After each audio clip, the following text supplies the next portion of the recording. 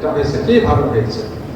এই জন্য যখন আমরা শপথ নিলাম যে বিপ্লবের জন্য নিজেকে আমি কোরবান করে দিলাম, তখন আমার নিজের প্রস্তুতি, কিসের প্রস্তুতি? 1 নম্বর, আপনি যে কোরআনের বিপ্লব করতে চান সেই কোরআনের আলোকে আপনার জীবন জিন্দগিকে গড়তে হবে। তাহলে কোরআনের জ্ঞান অর্জন করতে হবে, ঠিক কিনা বলেন? আমরা কোরআন শরীফের ওই 2টা 3টা 4টা 5টা আয়াত মুখস্থ করে কিন্তু খুশি হয়ে যাই, কিন্তু আমরা যারা বিপ্লবের স্বপ্ন দেখছি, এই সদস্য যারা এখানে আমার ভাই বোন আছেন, আপনারা কোরআনের জ্ঞান কতখানি অর্জন করছেন এইটার উপরে অনেকটা নির্ভর করে। কোরআনের জ্ঞান অর্জন না করলে তো আপনি নিজেকে কোরআনকে পড়তে পারবেন না, সমাজকে সেভাবে চালাতে পারবেন না। এই জন্য বিশ্বনবীর দায়িত্বের অন্তর্ভুক্ত ছিল ইয়াতলু আলাইহিম আয়াতিকা ওয়া ইউআল্লিমুহুমুল কিতাবা ওয়াল হিকমা। এর ধরনের কোরআন মজিদ আয়াত অনেকগুলো আছে। না আপনাদের জানা? সূরা বাকারাতে 2 জায়গায় আছে এই ধরনের কথা, সূরা আলে ইমরানে আছে। আমি আয়াত নাম্বার বলছি না, আমরা তো নোট করে নিয়ে আসি, কিন্তু সূরার নাম বলতে পারবো। তারপর সূরা জুমার ওখানে আছে 2 নম্বর আয়াত। আর এই আয়াতগুলোতে বিশ্বনবীর কাজ ছিল তার সঙ্গী সাথীদেরকে কেতাবের জ্ঞান দেওয়া, নাকি? তিনি জ্ঞান দিয়েছেন আর তারা জ্ঞান অর্জন করেছেন। আল্লাহ তাআলা এভাবে বলেছেন, উতলু মা উহিয়া ইলাইকা মিনাল কিতাব। সূরা আনকাবুতে বলা হয়েছে যে হে নবী, আপনার কাছে ওহী আকারে যা নাযিল করা হয়েছে আপনি এটা কি করেন? তেলাওয়াত অধ্যয়ন করেন, এটা আপনি জানার চেষ্টা করেন। এবং তার এই কোরআন জানার যে আগ্রহ, তিনি যে পেরেশান বোধ করতেন, এই কারণে আল্লাহ তাআলা শেষ পর্যন্ত কোরআন আয়াত নাযিল করেছেন, নবীকে লা তুহাররিক বিহি লিসানাকা লা তা'তাম বিহি ইন্না আলাইনা জামআহু কুরআনা ফাইজা কারানাহু ফাত্তাবি। কোন সূরা? সূরা দাহর না, সূরা কিয়ামত।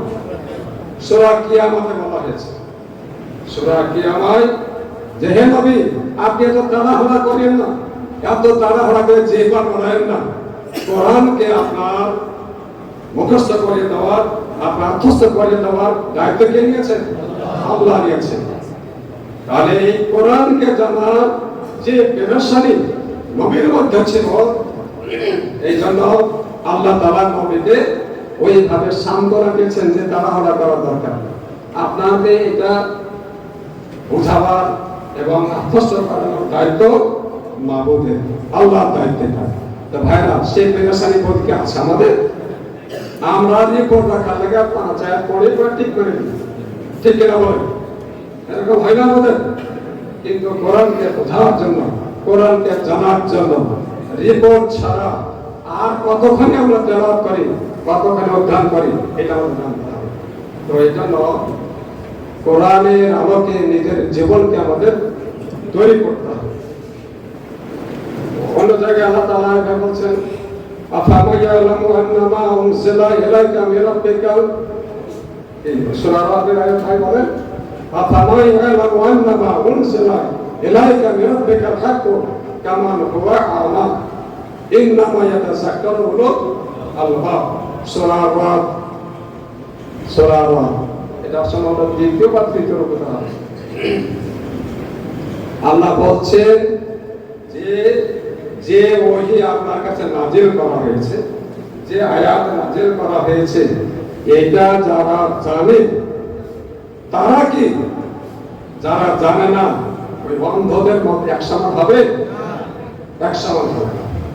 তাহলে নিজেকে তৈরি করতে হবে। আল্লাহ বলছেন, যারা কোরআন সম্পর্কে উৎপত্তি অর্জন, জ্ঞান অর্জন করছে না, হক এবং বাতিল, হেদায়েত এবং জাহিলিয়াত দুটার মধ্যে তফাৎ যারা কোরআনের আলোকে করতে পারে না, তারা কি করে সমাজকে আলোকিত করবে?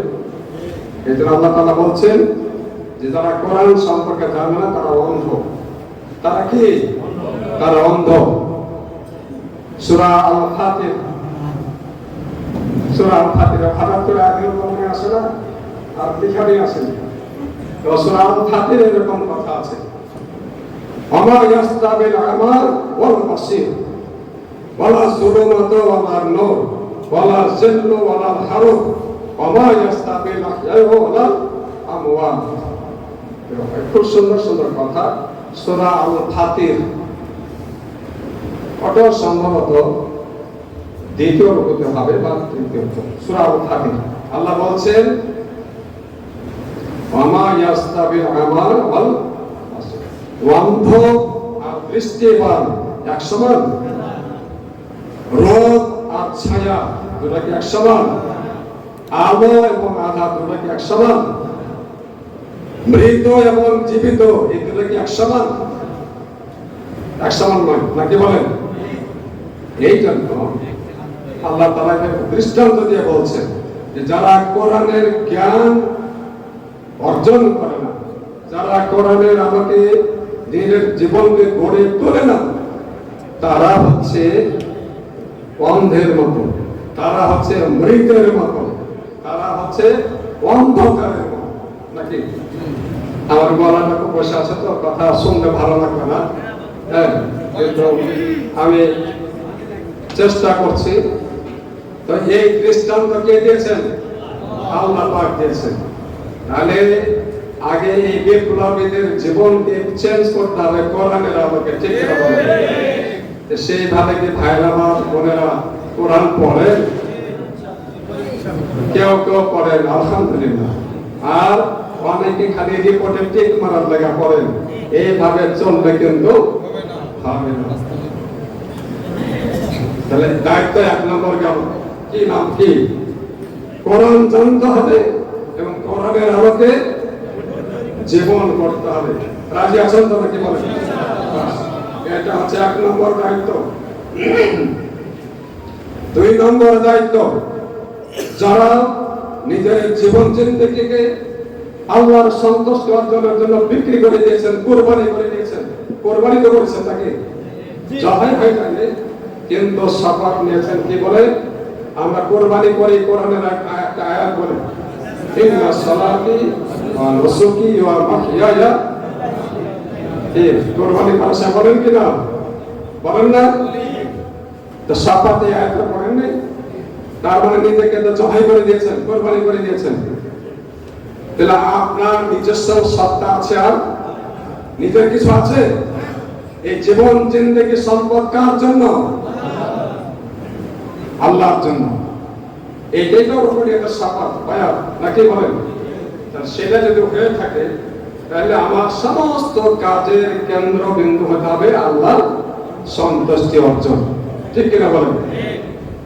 কিন্তু আমরা অনেকেই অবসর পাইলে, সুযোগ যেটুকু হয়, দুনিয়ার সমস্ত কাজ করার পর আর সংগঠনের সময় নেই। এরকম হয় কিনা বলেন? মানে আমি একটুখানি জানতে চাই, এখানে 90 ঘন্টা থেকে শুরু করে উপরে, 90 ঘন্টা থেকে উপরে কতজন ভাই সময় দেন? হাত তুলে রাখে। উপরে 90 থেকে উপরে। আচ্ছা, আমাদের ডাক্তার ভাই দেখছেন, ঠিক আছে, হাত নামান। এবারে হাত নামান। এরপরে হাত নামান। এরপরে 90 ঘন্টার নিচে যারা, এবার যারা হাত ওঠাননি তারা হাত তুলেন। হাত তুলেন ভাই, কোনটা বেশি হবে বলেন? আপনারা বিচার করেন কোনটা বেশি? 90 নিচে বেশি। তাহলে আমি জয়পুর হাটের ভাইদের মান কি এটা আমি বুঝে নিলাম। একটা প্রশ্ন, বোনদের অবস্থা বোনেরাও দেখবেন, ঠিক আছে? আপনি যে নিজেকে কোরবানি করলাম, আল্লাহর সন্তুষ্টি অর্জনের জন্য জীবন দিয়ে দিলাম, তাহলে সংগঠন বলছে যে এই সময়টা দিতে হবে।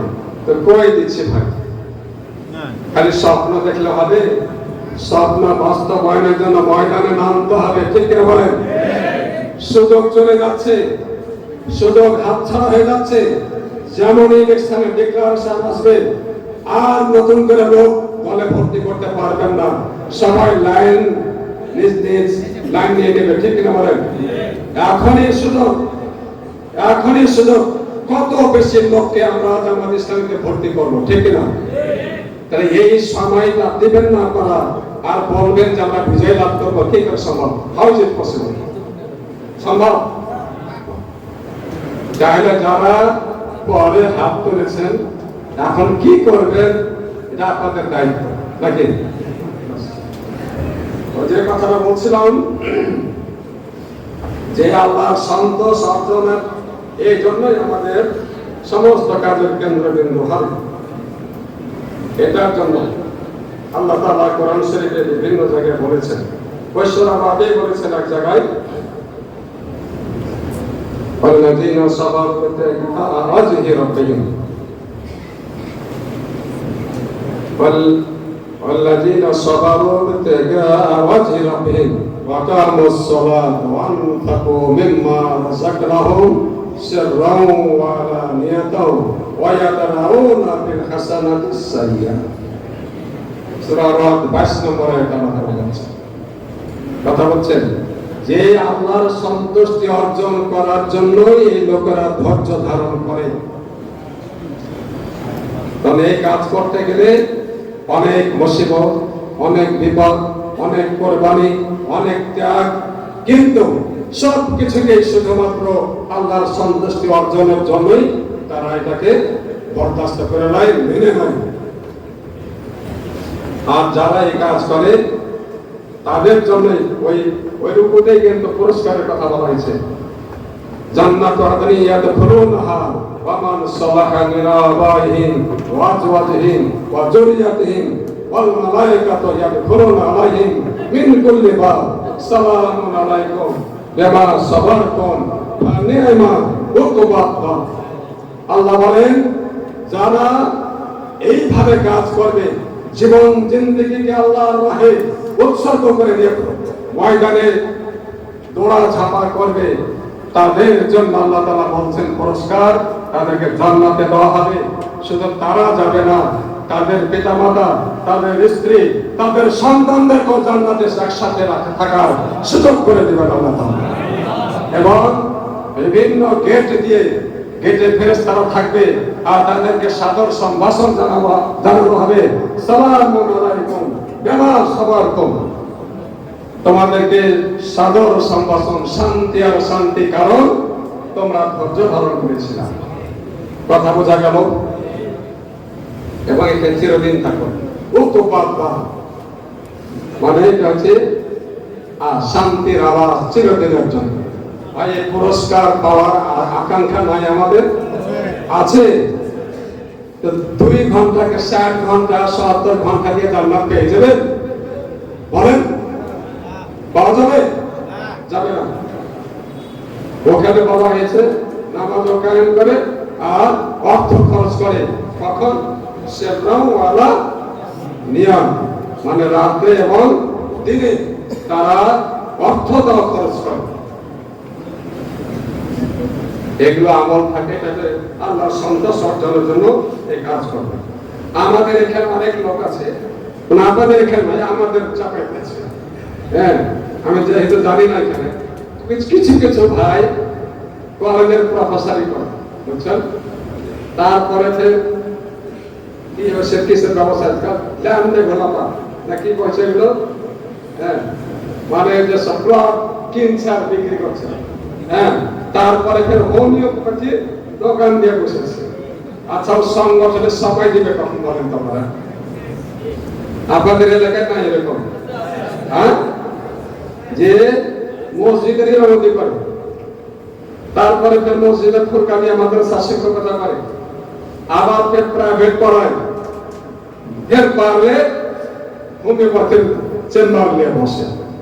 ওই সমস্ত লোকরা কি সময় দিতে পারবে? আপনাদের এলাকায় আছে নাকি এগুলা?